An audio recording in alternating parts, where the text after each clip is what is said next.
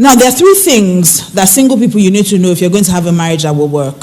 Okay? And I like to speak to single people because you still have a chance. When you're married, let me tell you a secret. Don't tell anybody. Do we have an agreement? When you're married, when you have problems in your marriage, they'll tell you to go and pray.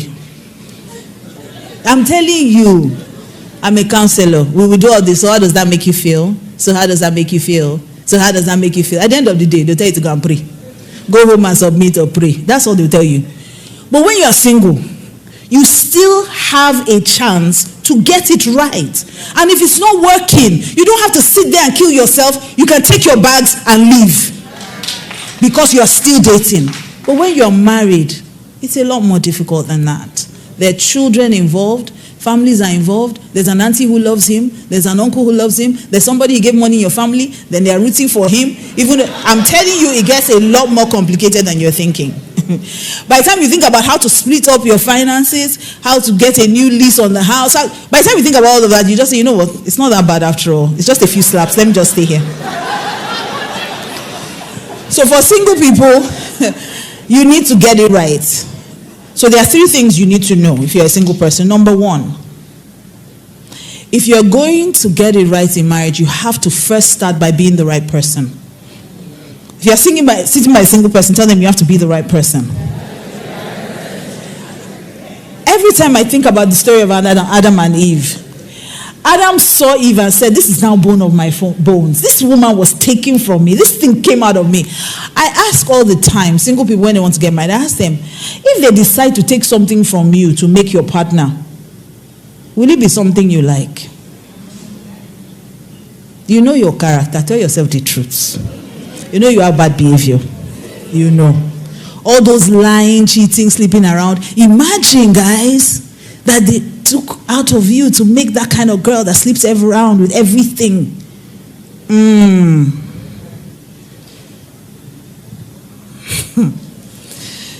So for you to find the right person, you have to first be the right person. When single people come to me for counseling, first assignment I give them, when we're doing a clarity session or something, first assignment I give them, tell them to drop a list of what you want from your partner. Take a sheet of paper. If you've never done it before, maybe when you get home, think about doing it, whether you're male or female, okay? Take a sheet of paper, a long sheet of paper, and write on top of that sheet of paper the header, my future spouse. Then start to write all the things you want. Make it a long list. I want them to be kind. I want them to be rich. I want them to be tall. I want them to be hardworking. I want them to be intelligent. I want them to be funny. Write everything you want on that list. When you are done, you're satisfied with that list, I want you to strike off whatever you wrote at the top of that list and write your name there. And ask yourself, if you are the kind of person that you wrote down on that list. Secondly, I need you to ask yourself if the kind of person you want will want you. So it starts from being the right person. You can wish all you want, but you will attract somebody who has similar values like you. God is not going to go out far. He said from Adam, he took from within Adam to make. So if we're really saying that your rib is out there, is your rib really what you want? If it's not, then you need to do something about it. Number two, you need to choose the right person. You can be the right person, but if you choose the right person, you're going to be in big trouble. If you choose the wrong person, you're going to be in big trouble. How did I learn this? Let me tell you.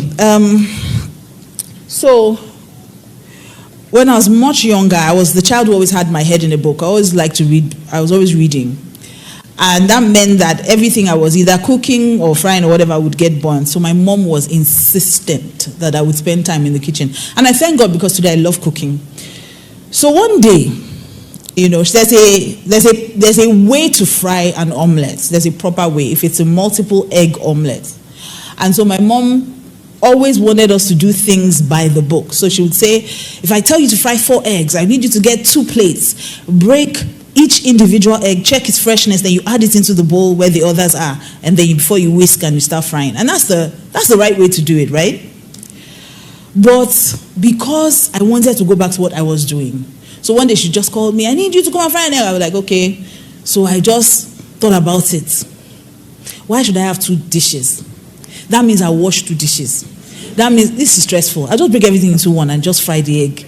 And I thought, nobody thought about this. I'm very smart. So I brought one dish out, broke the first egg, perfect. Broke the second one in, perfect. Broke the third one in, perfect. Broke the fourth one. It was rotten. What did you do? It spoils the rest of the egg. So I had it bad. I couldn't make that omelette because it would have turned out to be a bad omelette. It's the same thing in marriage. It takes 2 good people, 2 godly people to have a godly marriage. So no matter how good you are, no matter how loving you are, no matter how kind you are, you cannot go out there and pick just anyone. You still have to pick someone who has the same values as you do. Because if not, you are still going to end up with a bad marriage. And let me tell you, marriage takes 2 people. Marriage is too heavy for one person to carry. It takes 2 willing partners, 2 people that are interested, 2 people that are invested to make a marriage work. I've sat down in counseling rooms and I feel my heart is broken for women when they come in, especially women, because men can find comfort in work. Women, we find comfort in family. We're created that way. We're the ones that are interested. I was having a conversation with Pastor Kate today as we're coming out about someone who he had a child with special needs. And the man just abandoned the child. And so I was saying to him, how do you abandon your own child? But he was like, I don't understand. Why would he be interested? The child has his problem now. So why do you think? And I just felt to myself, why do men think like that? They can just detach from anything that isn't working. And it's the way their mind is created, right? They have to focus on something. And if I'm going to focus on something, might as well be on something that is working, okay? Makes sense to them, but doesn't make sense to a woman. How do you abandon your child? What do you mean by it's not working? So you move on to something else. But that's just how men are. So they sit in counseling rooms with me, and I see women, okay, and the women are saying, oh, my husband doesn't love me, my husband doesn't do this, we're trying to make it work, and the woman just goes on and on, and the man has this blank look, like he wants to be somewhere else. And then I'm saying, are you not interested in this? And the man is like, but I'm here. He's there, but he's not there, right? Even when I talk to some people, because I'm an infidelity recovery specialist, so I sit with people who are going through infidelity and we're trying to work on it. And there's this particular couple that walked in, and those people I find very fascinating till tomorrow. And they're sitting down, and the woman goes on and on about how the man cheated, what he did, and all the things. She's just telling me all the stories, and she's crying and everything.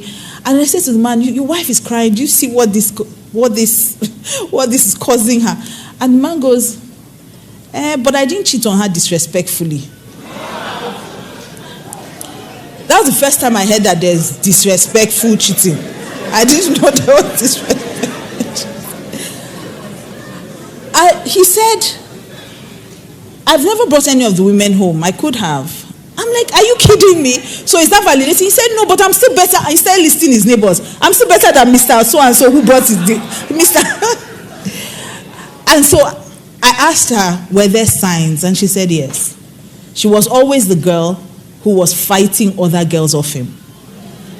So the thing is, she thought he would change. Marriage doesn't change anybody. You need to get it right from the start.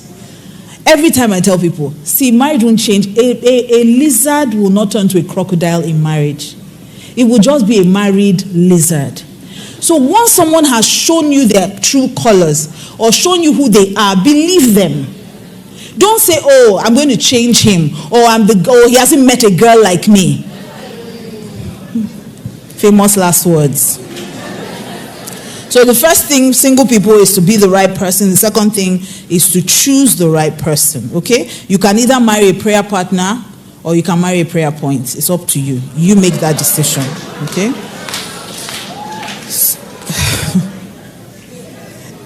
In fact, men, let me leave it, because I didn't come for the men today. The third thing is you need to do the right thing. Choosing the right person, being the right person, not enough. You have to keep doing the right things in marriage if your marriage is going to work. Ask married people. The real quarrel most married people have is the fact that the things they used to do before, they're not doing it anymore. The things they used to enjoy before, they're not enjoying it anymore. And married people, this is something you need to learn. I hear men complain, oh, my wife is not the same. She's not the same because the things you did to get her, you're not doing them anymore. So she has become a different person. If anything, you change her.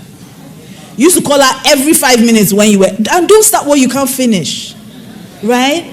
Don't tell her, oh, I'm sending you flowers just because it's Thursday. And then she gets married. She doesn't even get flowers on her anniversary. She doesn't get flowers on her birthday. So men complain a lot about, my wife has changed. She's changed because you stopped giving her that kind of attention, that kind of affection. So for single people, you have to also count the cost. When I get married, am I going to be able to do this? Listen, ladies, don't just marry a man because he's looking for a wife or because he wants to get married. Marry a man who's also ready to be a husband. Because some people are just looking for wives and thinking about, I see men are transactional. It's not even a bad thing. It's just that women need to be smarter. Men are transactional when it comes to marriage. A man will never marry a woman just because he loves her. I've never heard it. Why do you marry this one? Because I love her. It's a lie. It's only women that say those things. Or when he walked into the room, I couldn't breathe. Or butterflies in my tummy. All those things that we say that don't make any sense. Men don't do that. Why is he marrying her? Because she's smart.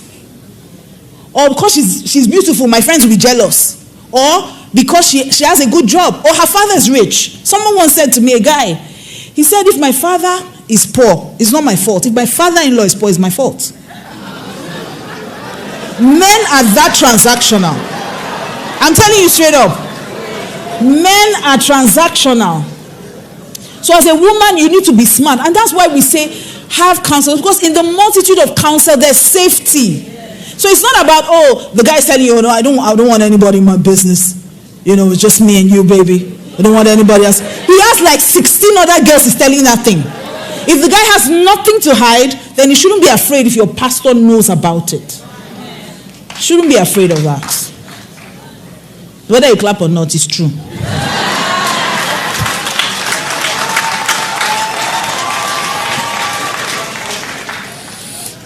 And so it's important that you also understand that when it comes to marriage, the person that goes with you affects the outcome of your marriage. I've said that before, but I want to reiterate it again because, you see, there are challenges that will come in marriage. Not necessarily challenges that should destroy you. You know, I always tell people that it's not really the challenge that comes at the marriage. It's what the marriage is made of that makes the marriage survive or not. So it's not necessarily infidelity. People overcome infidelity. It's not insufficient fault. It's not interference from in-laws. People overcome all those things. It's what you guys are made up of that affects the marriage. Okay? So it depends on what you are deciding to build. That's who determines who goes with you. And the Bible says that two cannot work together except they be agreed. If someone is not going in your direction, why do you want to be with the person? So you first have to know your purpose for life before you get a partner for life. You first have to understand, is this person going in my direction? If the person is not going in the direction, then why are you with that? You know, a lot of times I see people marry just based on emotions. And it's a problem because today I see pastors' wives being married to businessmen. Let me explain. Now, for a pastor, I'm just using this as an example, of course. For a pastor can spend, in fact, I can guarantee you that Pastor Steve and Pastor Neka spent a lot of money to put this together, a lot of resources. And if after this meeting, only 2 people give their lives to Christ, that is a lot of value for them. That's profit, okay? But if it's a businessman's wife, right? Dr. Neka will be very happy. Oh, 2 people got saved. They will get home together. They will rejoice. They will pray. They will be happy. But if she were a businessman's wife, she will sit down and look at it in terms of profit and loss. She will be thinking about offering. She will be thinking about why are we giving all we have? Why are we sowing? What about our children? She will not be willing to make those sacrifices. So I see a lot of miserable pastors because they married someone who wasn't right for them. The woman is not necessarily bad. She's just not right for you. That woman given to an entrepreneur would be amazing. So it has to be the right fit. And so you see that every time an animal was made, it was taken to Adam, and then God said, this one is just not right. It doesn't mean that they killed the animal. We still have lions today. We still have elephants. But I'm sure that when Adam looked at the elephant and said, how will I kiss this one? No, this one is not It's not for me. Even the monkey said, this one looks like me, but it's not just quite the fit. And so where you are going determines who goes with you.